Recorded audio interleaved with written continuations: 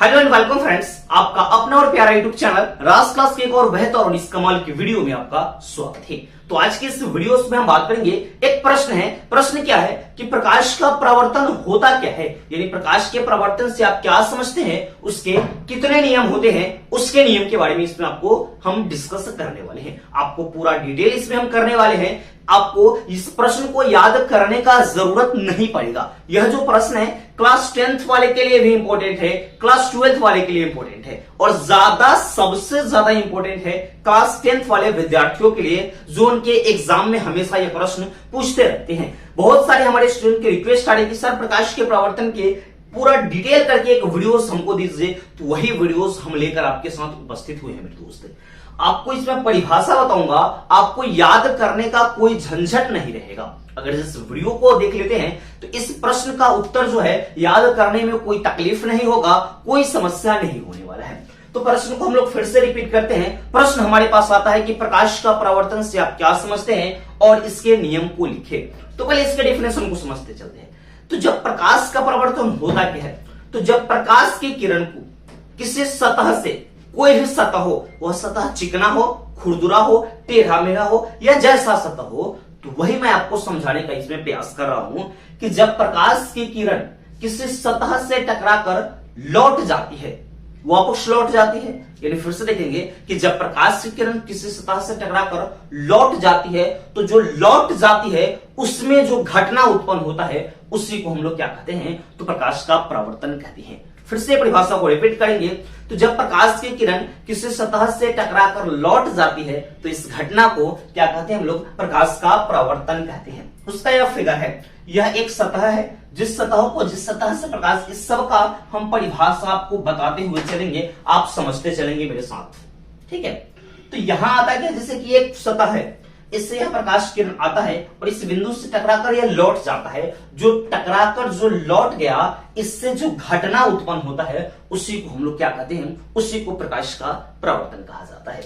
तब होता है भैया कि जो जिस सतह से प्रकाश किरण टकराकर लौटता है उसको कौन सा सतह कहते हैं, तो वही है। जिस सतह से प्रकाश की किरण टकराकर लौट जाती है उसको कौन सा सतह कहते हैं, उसको परावर्तक सतह कहते हैं। ये तो समझिए। और परावर्तक सतह के जिस बिंदु से प्रकाश की किरण टकराकर लौट जाती है उसको आपतन बिंदु कहते हैं। इंसिडेंट पॉइंट इसको इंग्लिश में बोला जाता है। फिर आता है आपतन बिंदु को आने वाली किरण को आपतित किरण कहते हैं। इसका आपतित किरण का परिभाषा क्या है कि आपतन बिंदु की ओर आने वाली जो किरण है ना, आपतन बिंदु है, उसकी तरफ जो किरण आ रही है ना, उसको कौन सा किरण कहते हैं, उसको आपतित किरण कहते हैं। अब यहां पे है कि आपतन बिंदु से दूर जाने वाली जो किरण है ना, यानी जो आपतन बिंदु है यहां से दूर जा रहा है, बहुत दूर जा रहा है ना, उसको हम लोग कौन सा किरण कहते हैं, उसको परावर्तित किरण कहते हैं। ये चीज आप समझ गए। अब यहां पे आता है कि प्रवर्तक सतह के लंबवत आपतन बिंदु पर जो लंब हम डालते हैं इसको हम लोग अविलंब कहते हैं। इंग्लिश में इसको नॉर्मल बोला जाता है। यानी फिर से परिभाषा को, अविलंब की परिभाषा को समझेंगे कि परावर्तक सतह के लंबवत आपतन बिंदु पर डाले गए लंब को अविलंब कहते हैं। ये चीज आप समझ गए हैं। अब आता है कि आपतन कोण क्या है। तो आपतित किरण अविलंब के साथ जो कोण बनाती है, जो कोण बनाए 10, 20, 30, 40, 50, 100, 200 या जो कोण बनाए, यानी आपतित किरण अविलंब के साथ जो कोण बनाती है उसको आपतन कोण कहते हैं। और आपतन कोण को किससे प्रदर्शित करते हैं, तो आपतन जो कोण है उसको आई से हम प्रदर्शित करते हैं। फिर आता है परावर्तन कोण।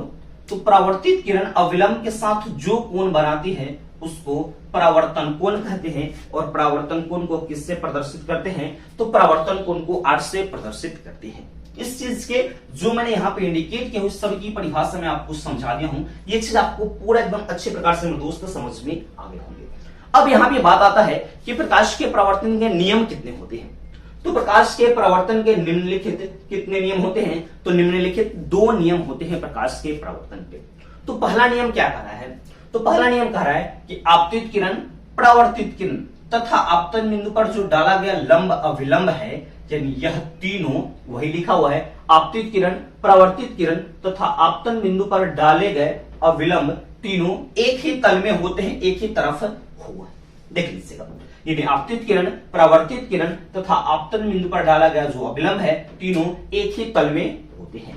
पहला फिर दूसरा कह रहा है कि आपतन कोण, जो आपतन कोण है परावर्तन कोण के बराबर होता है। अब यहां पे समझिएगा, अगर जो कोई प्रकाश की किरण, आपतित किरण अगर जो 40 डिग्री कोण के साथ आपतन बिंदु की ओर आ रही है, तो यहां से परावर्तित किरण कितना डिग्री कोण पर जाएगा, तो 40 डिग्री के कोण पर यहां से दूर जाएगा।